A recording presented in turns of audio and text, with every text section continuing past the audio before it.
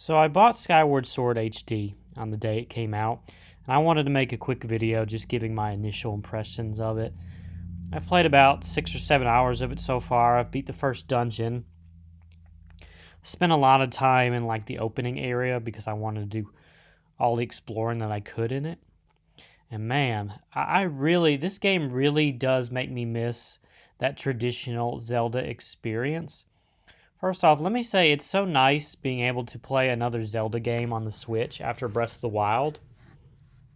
I know we had, the spin-offs, the Hyrule Warriors and the Calamity, and we also had the Link's Awakening remake.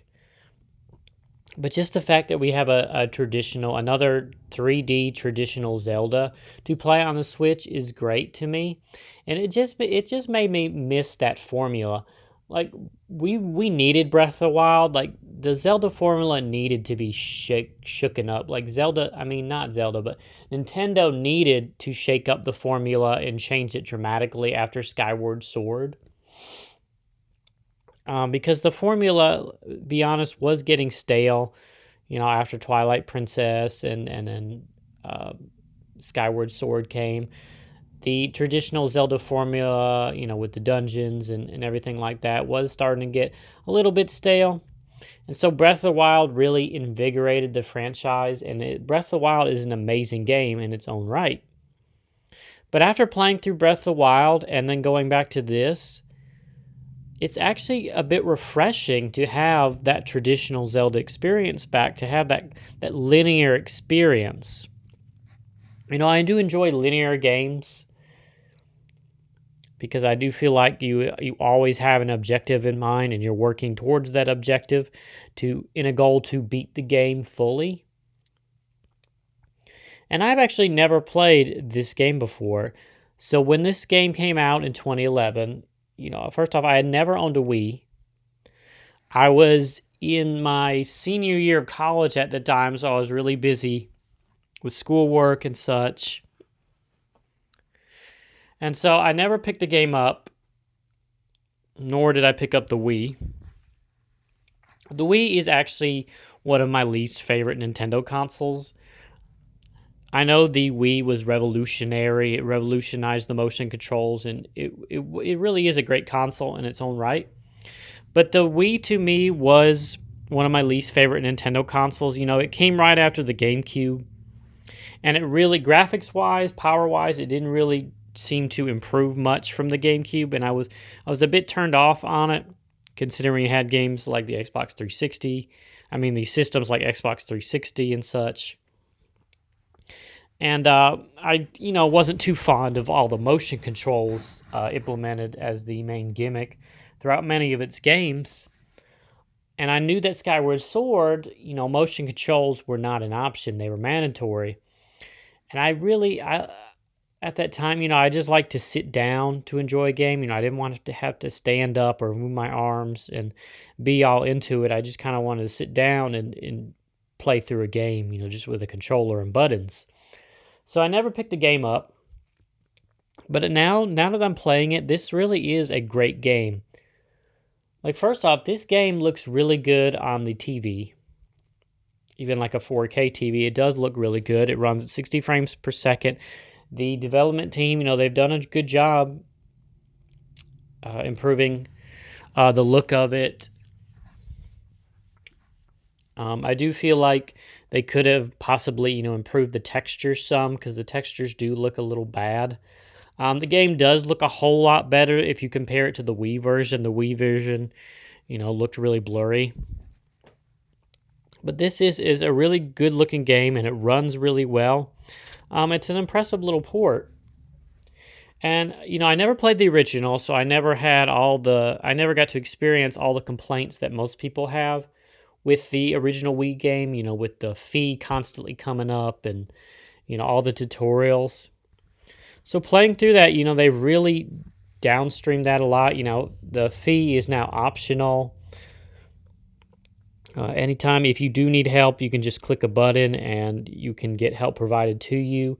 I heard they did trim down the tutorial some in the beginning, which that's good, because I know like in Twilight Princess, you don't get out of that opening area for a while. You're in there for a good bit, but I actually didn't really mind the tutorial in this area, because it's been so long since we had a Zelda like this, and I just explored all of the little opening area in Skyloft. Went through all the rooms, and after, buying the last Nintendo published game, Mario Golf Super Rush, this game is so just filled with life compared to that game. I'm still burned out on that game.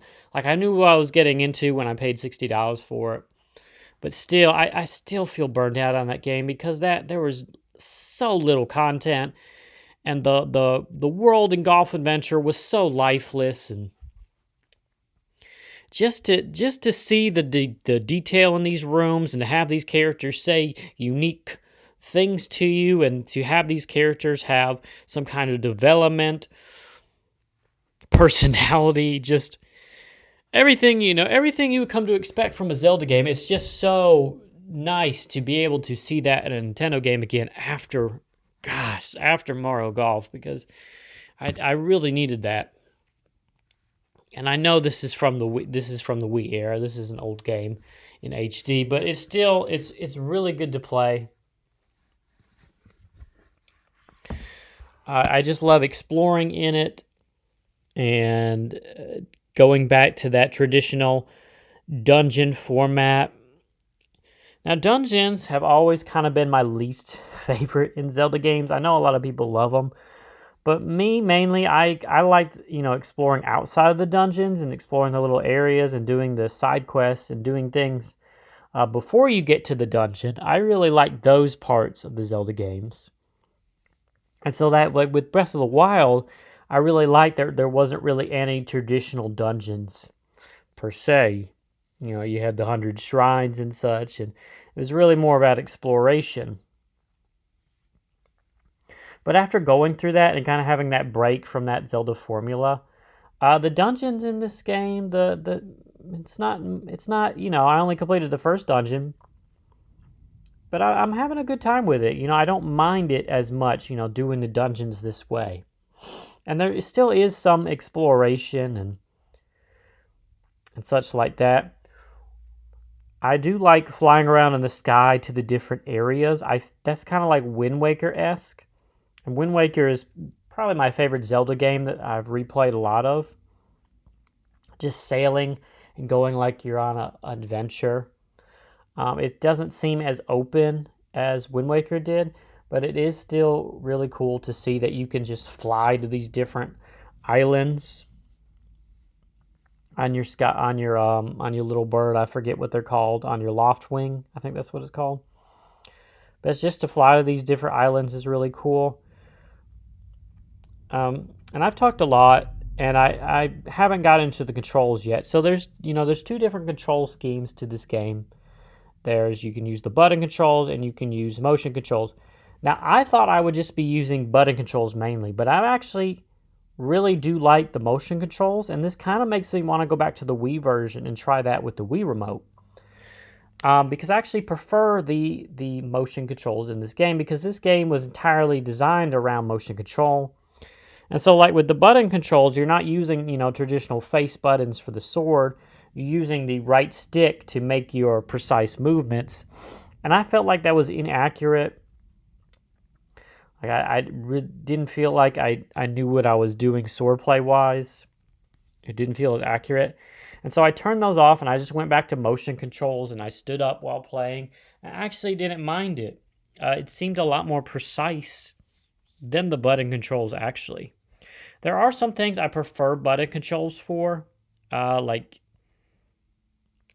flying around, such like that, or like balancing, because everything in this game uses motion control, basically. When you're on a rope and you're balancing on a rope, you got to use motion control. Flying a bird, you got to use motion control. You're aiming something, you use motion control. So there is some things I prefer button controls for, but it's really easy to switch between the two. You just click the plus button, go to options, and just turn on motion, turn off motion. So it's really easy to switch between that. I do. It has been a little frustrating. Like I'm sure I'll get used to the controls, but it has been a little frustrating. You doing one thing with motion and then having frustration with doing something, and then going back to the button controls and then having frustration with that. So it has been a little, frustrating switching back and forth. But I'm sure as I get used to it, I'll come to learn it better. Because there is a learning curve with these motion controls as well as the button controls as well. But the combat in this game, I was really surprised at the combat. I enjoyed the combat in, like, Breath of the Wild combat was really open-ended. You could use many different ways to get rid of your enemies. So I liked the combat in that. And I liked all the different weapons and such. The combat in this game is completely different experience because every enemy is going to have a precise movement. And when I was fighting the first boss, I felt really tense, and I really enjoyed the experience because the boss would, you had to make precise movements and actions in order to hit the boss. And just simple enemies like the giant spiders, you gotta use a spinning attack, and then you gotta use a thrust attack, and then you have to use a fatal move when the spider's on the ground. And this is all using different motion controls, so it can be a lot. It can be a little overwhelming. Like, I found myself getting frustrated with beating the spiders in the first dungeon. But once I started learning it, it is becoming easier, and I really appreciate all the nuances of the combat. I see why they went with motion controls, considering, the game was on the Wii, and motion controls were the big thing of the Wii. But they really brought a level of deepness to the combat. Like with Wind Waker, the combat was really, really easy in Wind Waker. Just like in Ocarina of Time, you just Z-target, find an opening and hit. And here, you're kind of doing the same thing with the Z-targeting. I keep calling it Z-targeting. It's not Z-targeting anymore. That's what it was on the N64, but you're doing the same thing here, but you're making precise movements. You got to aim from the left. You got to make a slash up and down. You got to make a thrust move. You got to do a spinning attack. And it's all with the motion controls. And it really, like I mentioned, it really brought, a level of deepness to this combat. Something which I really appreciate with this game. And haven't played this game.